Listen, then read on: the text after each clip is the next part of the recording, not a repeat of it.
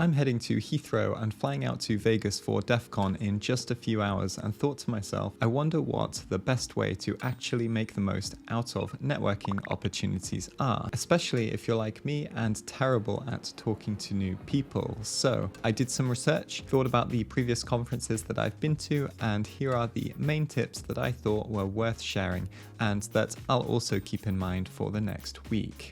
Keeper Security is a vendor that we've used for password and secrets management at TCM for quite some time. What's awesome is that they also do privileged access management, and it's way more affordable than some of the big name vendors, which, if you know us, you know that we're all about affordability. It was an easy yes for us when the partnership conversation happened because unlike legacy PAM solutions, Keeper is fast and easy to deploy, agentless and clientless, and has no implementation fees. Plus, Keeper is FedRAMP authorized. So if you're looking for a new solution to protect your organization, check out keeper.io/TCM and schedule a quick demo with their awesome team.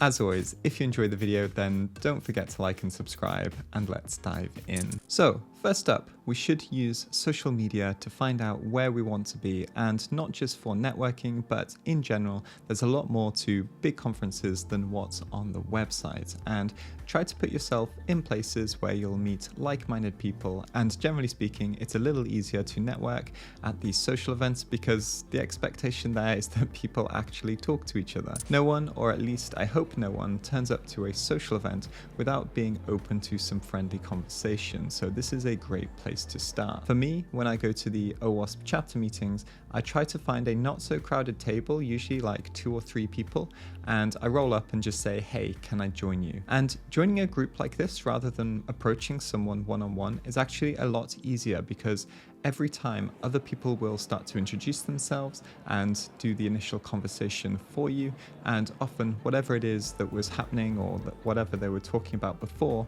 will then continue, but now with you involved. So no need to think up an icebreaker or any of that, just a short hello and maybe, yeah, I've been doing AppSec for a few years. And then after that, try to fish for topics where you have some common ground. And honestly, from there, the conversation gets a lot easier. Another great place to find information about an event that you've never been to before, at least for larger conferences, is YouTube. And you'll get a ton of information about the event and also about etiquette and where to be and finding the best networking spots and how to avoid things like long queues. Alright, so next we're going to look at something that is super important, and that is taking breaks. Conferences are fun, but also exhausting. There's always so much going on: talks, workshops, meetups, and of course, lots and lots of networking. But networking isn't just about being everywhere all the time. It's about being present and engaging when you're actually interacting with people. And let's be honest, it takes energy to be friendly and interested and genuinely engaged in conversations. So if you find yourself feeling drained, it's okay to skip a talk or two or just chill out.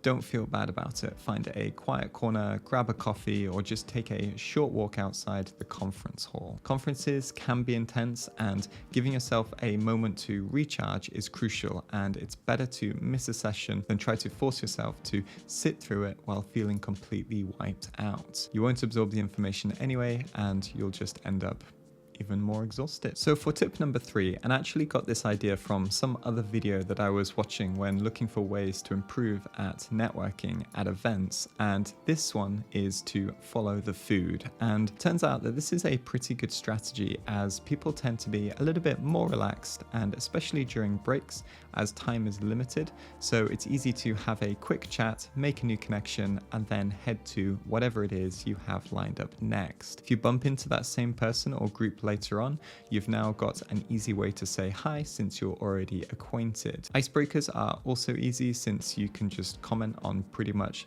anything like the food or the queue. The sky's the limit, but like I said before, you don't have to keep this conversation going forever, so no need to dive into anything too deep. So the next point is quite important, but also quite flexible. So it doesn't matter how you decide to do it, but when you meet people, have a way of exchanging contact details. And this could be quickly dropping details into LinkedIn, a business card. Really, it's totally up to you. But building your network is the point of networking. So everyone you meet, make an effort to make sure that you're still connected with them going forward. So finally, before we wrap up, let's talk about how to ask questions beyond the basic icebreakers of what the weather is doing.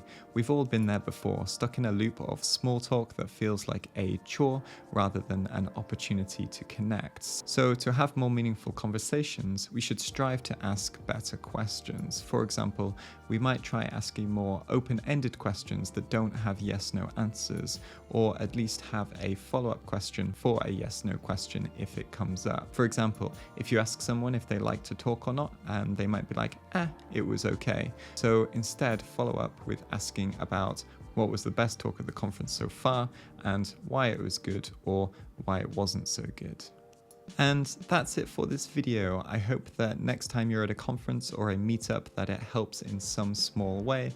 As always, if you enjoyed the video, then don't forget to like and subscribe. And if you have some other tips for people, then of course leave them down in the comments below. And we live stream every Wednesday. So if you have questions, just want to hang out while I make copious amounts of typos and fail to pop shells, then feel free to swing by and I will catch you next time.